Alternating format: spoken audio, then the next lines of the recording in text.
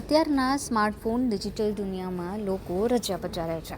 એવા સમયે સુરતના અડાજણ વિસ્તારમાં રહેતા કોઠવાલા પરિવારના મોભી પરંતુ હાલ રિટાયરમેન્ટનું જીવન જીવી રહેલા 72 વર્ષીય મહેન્દ્રભાઈ કોઠવાલા તેમની પેઢીને કંઈક અનોખું જ્ઞાન આપી રહ્યા છે. અને આ જ્ઞાન છે સ્ટેનોગ્રાફી. સ્ટેનોગ્રાફીની ભાષા લુપ્ત થઈ ગઈ છે કારણ કે માત્ર સરકારી કર્મચારીઓ જ તેના વિશે માહિતગાર છે. એવા સમયે આજે પણ મહેન્દ્રભાઈ દરરોજ અડધો કલાક સ્ટેનોગ્રાફી કરે છે. ટેકનોલોજીના યુગમાં જ્યારે સ્ટેનોગ્રાફી જેવી કળા લુપ્ત થઈ રહી છે ત્યારે મહેન્દ્રભાઈ એ યુગની દ્રષ્ટિએ જીવંત પ્રેરણા સમાન છે. આજે પણ તેઓ સ્ટેનોગ્રાફી માટે સમય ફાળવે છે અને સમાચાર પત્રના આર્ટિકલ વાંચીને તેનો શોર્ટ હેન્ડમાં અભ્યાસ કરે છે. રિટાયરમેન્ટ પછી પણ તેમની સ્ટેનોગ્રાફી પ્રત્યેનો લગાવ અને નિષ્ઠા સાબિત કરે છે કે સાચો પ્રેમ સમય કે ઉંમર નથી જાણતો. મારું નામ મહેન્દ્ર કુમાર નાથાલાલ કોઠવાલા છે. મેં સુરત મહાનગરપાલિકામાં હું 1980થી જોઈન કરેલું હતું અને હું એટલે ફેબ્રુઆરી 2011માં ના રોજ રિટાયર થયો હતો. ઓકે, અચ્છા, મેં સ્ટેનોગ્રાફીની જે વાત છે તો મેં 1975માં સ્ટેનોગ્રાફી સ્ટાર્ટ કરેલું હતું. પદ્મશ્રી યશદીભાઈ કરંજિયા સાહેબ હસ્તક.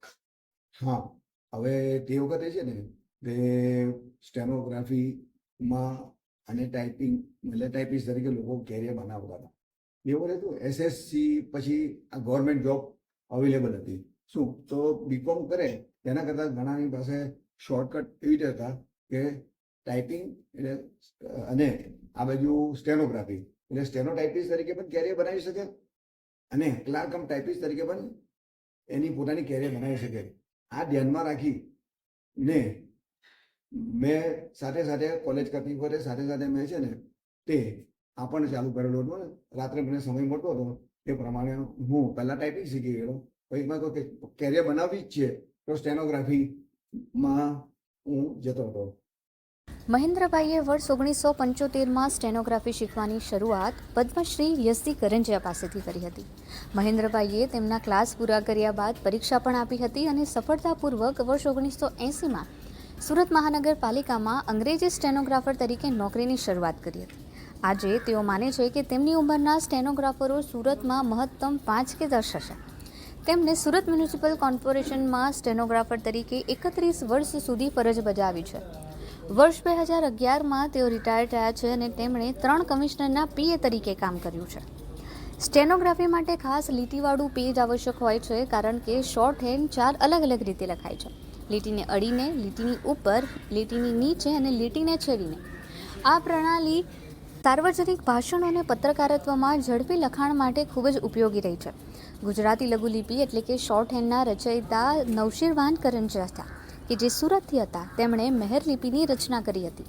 તેમની આ લિપિ નેતાઓના ભાષણોનો પત્રકારો દ્વારા નોંધ લેવા માટે વપરાતી હતી. મહેર લિપિ આજે પણ સુરતના અનેક સ્ટેનોગ્રાફરો દ્વારા ઉપયોગમાં લેવામાં આવે છે. ખાસ કરીને મહેન્દ્રભાઈની વાત કરીએ તો તેમને એ પ્રમાણેની ટેવ પડી ગઈ છે કે વાતો કરતાં કરતાં પણ તેઓ હાથ પર વેઢાની લીટી પર આઉટલાઈન બનાવી દેતા હોય છે. સ્ટેનોગ્રાફી છે ને તે હંમેશા લીટીવાળા કાગળોની ઉપર જ લખાતું હોય છે અને સ્ટેનોગ્રાફની જે વાત છે તે લીટીની ઉપર, લીટીને અડીને, લીટીની નીચે અને લીટીને છેદીને એમ 4 રીતે લખવી પડે છે. અને અમે જ્યારે શીખેલા ત્યારે પેન્સિલથી જ ઉપયોગ કરો. એમાં પતલા અને જાડી એના શું કહેવાય કે લિપિ લખવી પડતી હોય છે તો તેનાથી ખબર પડે. અને ભવિષ્યમાં ભાઈ જ્યારે તમે આનાથી પાવરદાર થઈ ગયા તો તમે બોલપેનથી પણ લખી શકો છો. સ્ટેનોગ્રાફીની વાત એવી છે કે એને સ્પેલિંગ સાથે કંઈ લેવા દેવા નથી. ફક્ત અધિકારી કે સામેવાળી વ્યક્તિ એના જે ઉચ્ચાર બોલે છે તેના ઉપર જ અમારી આઉટલાઈન અમારે આવે છે. તેનાથી જ અમે લોકો એટલે સ્ટેનોગ્રાફર હોય તે એનાથી ટાઈપ કરી શકે. હા, હવે આ છે કે બસ ગમી ગયેલું હતું લાઈફમાં અને મારી જ્યાં સર્વિસ છે ત્યાં સ્ટેનોગ્રાફી અને ટાઈપિંગ એ હવે એનાથી આજે રોજીરોટીને સારું એવું મળે છે, સારું એવું પેન્શન મળે છે. તો એને જીવિત રાખવા માટે હું છે ને ડેઈલી લગભગ અડધો કલાક સ્ટેનોગ્રાફીની પ્રેક્ટિસ કર્યા કરતો હોઉં છું. ગમે છે એટલા પૂરતું લખી રાખું છું ને પોતાની અને ટેવ પડી ગયેલી છે. શું કે ભાઈ હાથ પર પણ આપણે લીટી હોય ને તો એને ઓટોમેટિકલી કઈ લીટીની આજુબાજુ ઉપર છેડીને એવી રીતે કોઈ સાથે વાત કરતો હોય તેમાં પણ આઉટલાઇન બની જાય એને એ રીતે ગમતું હોય છે.